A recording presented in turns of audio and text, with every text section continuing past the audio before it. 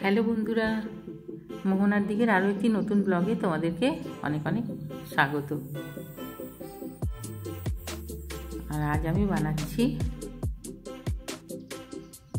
সবজি দিয়ে চিকেন। তো আজ আমি গাজর দিয়ে বানাচ্ছি না, আজ আমি বানাচ্ছি আলু, পেঁপে, ক্যাপসিকাম দিয়ে চিকেন কষা।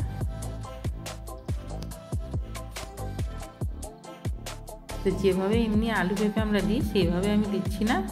হ্যাঁ, দেখো তোমরা ভিডিওটা। এই যে পেঁপেগুলিকে আমি সরু সরু করে কেটে নিয়েছি। মাংসতে যেভাবে দেয় না ডুমো ডুমো করে কেটে, সেইভাবে কিন্তু কাটিনি আমি। কেটে এগুলিকে লাল লাল করে ভেজে তুলে নিয়েছি। তারপরে আলুগুলিও সরু সরু টাইপের কেটে, হ্যাঁ, ছোট ছোট সাইজের আলু একটু সরু করে কেটে নিয়েছি। তারপরে এগুলিকেও লাল লাল করে ভেজে তুলে নিচ্ছি।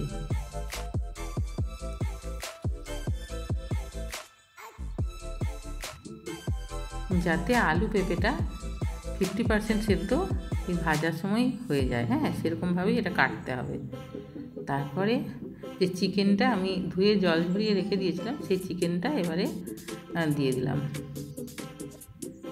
আর একটু বেশি তেলে চিকেনটাকে কিন্তু ভেজে তুলে নিতে হবে। তারপর পরে তেলটা কমিয়ে দিলেই হবে। আর চিকেনটার মধ্যে আমি একটু নুন হলুদ দিয়ে ভাজবো।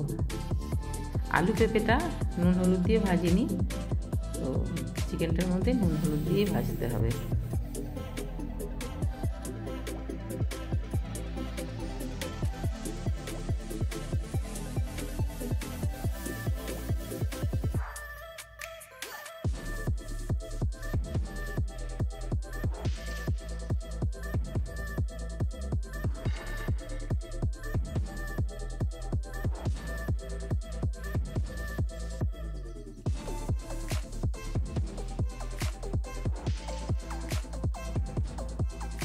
এইভাবে চিকেনটাকে একটু লাল লাল করে ভেজে নিতে হবে।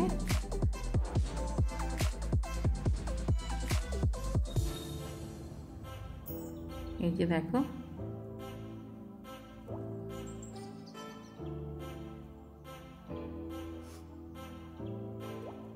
চিকেনটা ভাজা হয়ে গেছে। এবারে এটাকে তুলে রাখবো। আর চিকেনটা এইভাবে যদি ভেজে নেওয়া হয় না, তাহলে গলে যাওয়ার ভয়টা একদমই থাকে না। হ্যাঁ, তারপর তেলটা কমিয়ে দিয়ে আমি তেলের মধ্যে দিয়ে দিয়েছি পেঁয়াজ কুচি, গোটা জিরে দিয়ে একটু ভালো করে লাল লাল হয়ে যাওয়ার পরে এর মধ্যে ক্যাপসিকাম আর মশলাগুলি দিয়ে দিয়েছি। হ্যাঁ, আদা রসুনের পেস্ট আর জিরে গুঁড়ো, ধনে গুঁড়ো দিয়ে ভালো করে এটাকে কিছুক্ষণ কষিয়ে নিতে হবে।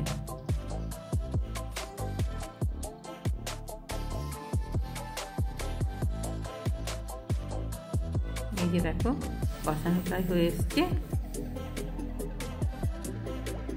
তখন এর মধ্যে দিয়ে দিতে হবে একটু জল, সামান্য জল। এখন পুরো জলটা দেবো না, এখন কিছুটা জল দিয়ে একটু নেড়ে চেড়ে এটাকে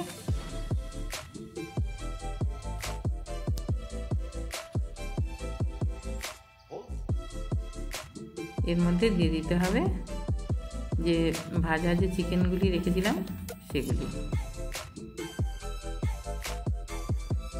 দিয়ে মশলার সাথে ভালো করে মিশিয়ে নিতে হবে।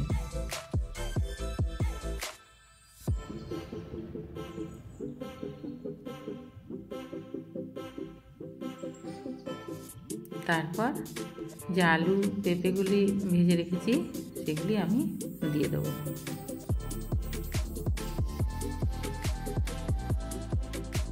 দিয়ে ভালো করে মিশিয়ে নিতে হবে।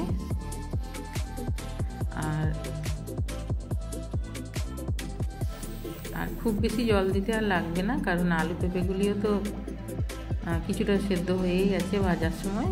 হ্যাঁ, আর চিকেনটাও তাই। এই যে দেখো, তারপর এর মধ্যে আমি দিয়ে দেবো একটু কাশ্মীরি লঙ্কার গুঁড়ো। কাশ্মীরি লঙ্কার গুঁড়োটা দিলে কি হয়, কালারটা খুব সুন্দর হয়। আর এমনিতে আমি এটা কাঁচা লঙ্কা দিয়েই রান্নাটা করব, হ্যাঁ। কিন্তু কাশ্মীরি লঙ্কার গুঁড়োটা দিলাম কেন, একটু কালারটাও একটু সুন্দরটাও দরকার। আর তারপর এর মধ্যে জল দেব, খুব বেশি জল দিতে লাগবে না।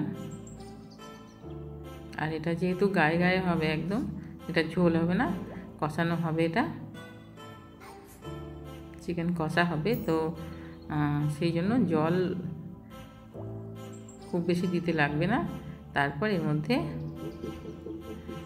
কাঁচা লঙ্কা কুচিটা দিয়ে দিলাম। কাঁচা লঙ্কা কুচি একটু যে যেরকম ঝাল খায় সেরকম দেবে, আমরা একটু বেশি দিয়েছি।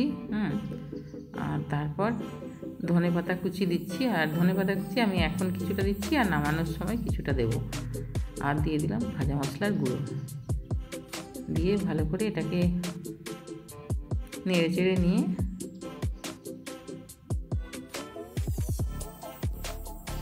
লো আছে ঢাকা দিয়ে দিতে হবে 5 থেকে 7 মিনিট মতো। রান্না হয়ে যাওয়ার পরে তারপরে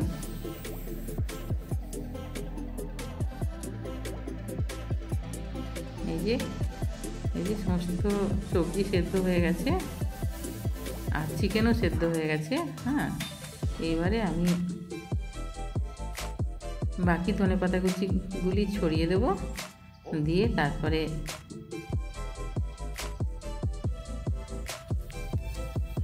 চাপা দিয়ে রেস্টে রেখে দেবো।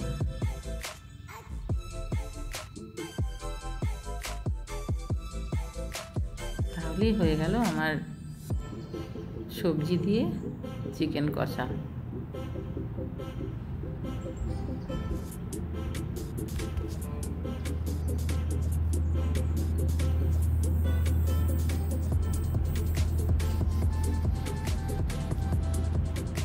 এভাবে তোমরা অবশ্যই বাড়িতে বানিয়ে দেখো, খুবই খেতে ভালো হয়।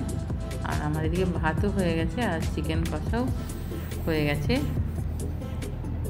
আর আজ আর আমি বেশি কিছু বানাইনি, আজকে শুধু চিকেন কষা ভাত। হ্যাঁ, চিকেনের দিন আর বেশি কিছু অন্য কিছু বানালে সেগুলি খেতে ভালো লাগে না। আর এই যে স্যালাড, আমের চাটনি আর ভাত আর চিকেন কষাই হচ্ছে আজকে দুপুরের মেনু।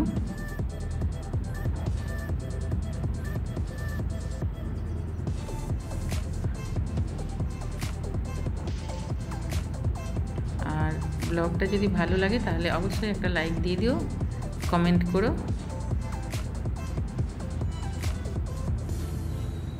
সবাই খুব ভালো থাকবে, দেখা হবে আরও একটি নতুন ব্লগে। বাই।